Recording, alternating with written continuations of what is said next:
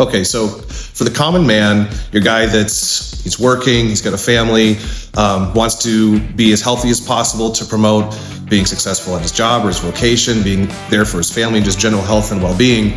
What do we emphasize? How do we approach training? So for someone like that, usually we're looking to cultivate muscle mass because that's going to give the highest yield as far as time spent and effort and low risk of injury. So that type of person, we're typically going to train basically like a bodybuilder. Now, this does not mean only light weights and high reps at all times, because a bodybuilder even has to periodize their training for the purpose of getting the most they can out of their training. However, the emphasis is still going to be cultivating muscle mass. Lifting heavy weights and going for a 1 rep max or anything like that is something that's more for a strength athlete. And the risk isn't that much higher, but it's not necessarily optimal for the pursuit of health that's very narrow for an individual like this. So typically how this is going to look is higher rep ranges, sets of 3 in the 8 to 20 range even, something along those lines. And those would be blocks of 12 to 16 weeks. We might do that even 2 times in a row and just change certain emphasis in the programming.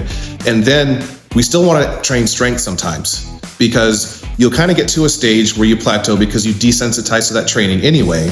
But then on top of that, what you'll eventually find is that you can't keep scaling the weights up. You can't keep adding weight unless you cultivate some degree of strength. And so at that point, you may enter what I'd consider to be a sort of conservative strength block. And this type of block will usually have sets of 3 to 5 or something like that, not maxing out. Usually the sets could be up to like 5 or 6 sets for these types of rep schemes. And this will allow the individual to cultivate a greater strength in the pursuit of eventually cultivating more muscle mass, because this means that those weights will feel lighter, so that when we switch back to a bodybuilding style format, we'll be able to go with heavier weights, because a component of muscle growth is not just the volume in terms of sets and reps, but also the total volume of how much weight was lifted in mechanical tension. To cultivate mechanical tension, at times you need to step away from bodybuilding style training and actually cultivate pure strength.